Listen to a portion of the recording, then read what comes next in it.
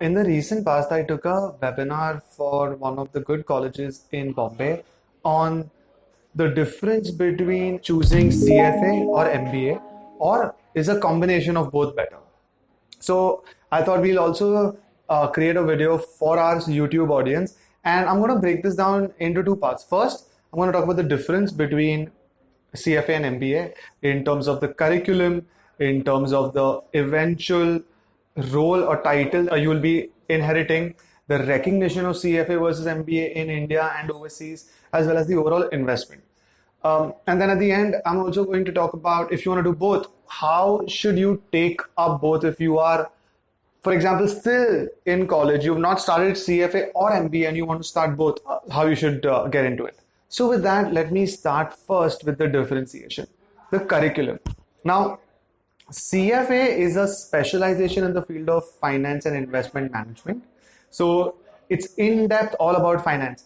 What happens in MBA is you get electives, right? And in your electives, you choose finance, which makes you a specialized MBA in finance, but it also gives you an understanding of other domains, right? It teaches you about operations, about marketing, about strategy, while the focus is on finance. So that's the primary difference when it comes to the curriculum between the two. There are other core subjects in MBA which CFA does not have. Second point of difference is the eventual title. Now, this is not hard carved in stone, but most likely if you eventually reach a CXO title, if you do both, with CFA, you're more likely to become a CFO, whereas in MBA, you're more likely to become a CEO. Please understand it can go the other way. There is no rule as such, but more often than not, because CFA specialized in finance, you would tilt towards financial officer, whereas when MBA is a little more holistic, you might lean towards an operating or an executive officer. The third difference is recognition. First of all, MBA. If you're planning on pursuing MBA, whether in India or overseas, do it from the top 20 or don't do it. That's a huge tip for you all. Recognition. CFA is recognized in India, in US, and in a lot of other countries as a professional qualification specializing in the field of finance. You do get opportunities in multinational companies, in investment banks, in any finance role, corporate finance role, financial management, financial control. You get a lot of options because you're just specializing in finance. For those of y'all who are graduating from the top 20 MBA colleges, right?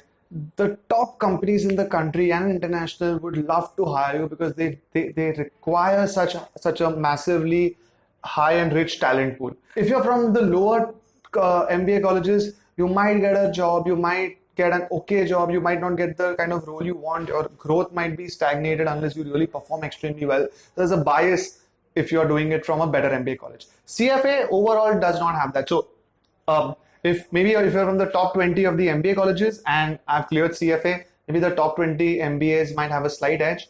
And if you're not from the top 20, then CFAs may have an edge. All depends also on your employer as well as your own performance.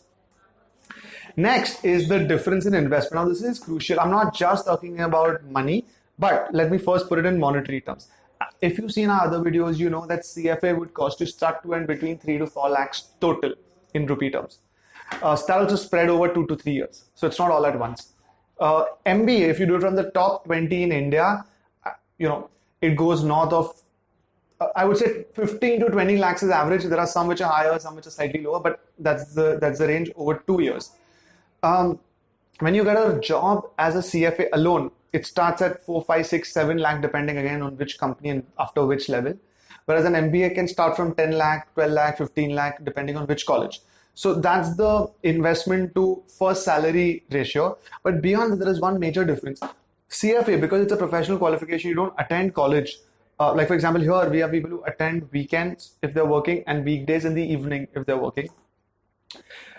But in CFA, essentially, you can work and study together. So you build your experience along with studying CFA in those 2 to 3 years. Whereas most of the MBAs, they require you to be in their college campus for those 2 years. You get a certain internship from these big companies, but that's it. Your 2 years are actually invested at the college. So if I'm a CFA, I pass it as well as I have 2 years experience. When I am at the same age as an MBA who's completed 2 years, I also have 2 years of work experience with me. Of course, MBAs do incorporate that in their training, so it's not that they're really behind. But again, you have to be from the good, better MBA colleges, not from, don't do MBA just for the sake of it. So that's the return of investment. It's not that one is better than the other. It all depends on you. Now, the last part about if you should do it together. First of all, yeah, you can do it together. CFA plus MBA is a lethal combination. I know of people who get hired in massive companies like CRISIL and Ambit, and there are other investment banking companies that I know where they love to hire a CFA plus MBA. So it has a lot of merit. So how do you do it? First of all, again, a tip for this video. You should aim at least completing level 1 of CFA if you're planning on doing both, because your level 2, level 3 may not be required based on your way forward. So level 1 is the minimum criteria. Now, how should you do it? If you've cleared level 1 and then you appear for your MBA entrance, what advantage you have is that in the MBA entrance, in the interviews, when you can tell them that I've also done level 1, you at the entry level get an advantage over other peers who would have just completed their engineering or commerce and are basically coming to apply for the MBA college. So if you have not started either, you can do level 1, then apply in these MBA colleges. Your chances of being selected in the top MBA colleges rises because they want people with these qualifications. Second, if you have already applied for an MBA college and luckily, let's say you got in. So we had an intern here. She's now in IIM, I think Kozhikode, if I'm not wrong. And she was thinking about this, but she already got in. What is her advantage of doing CFA? Because she says, I have the time and the bandwidth and the inclination to do both. What I mean by doing it is when you get selected, and from the time you get selected to the time you start, there is a gap. In that gap, you can complete CFA level 1. What's the advantage if you've already gotten in the college and then you complete CFA? In MBA colleges, the placement rounds happen quite early as you join. And again, at that time, when companies come to select you, right, you're already amongst the top MBA students. You would be a differentiator if, along with the rest of your colleagues in the college, you also tell the interviewer that I have CFA level 1 with me. So the advantage comes either which ways. If you study CFA before your MBA entrance and your MBA interviews, you can impress the interviewer and the placement person eventually. However, if you've already been selected and you're waiting to start your MBA and that's when you want to do CFA level 1, you can do it because it would help you in your placement round. So this is sort of the gist. The difference is, as well as the power of a combination of CFA and MBA.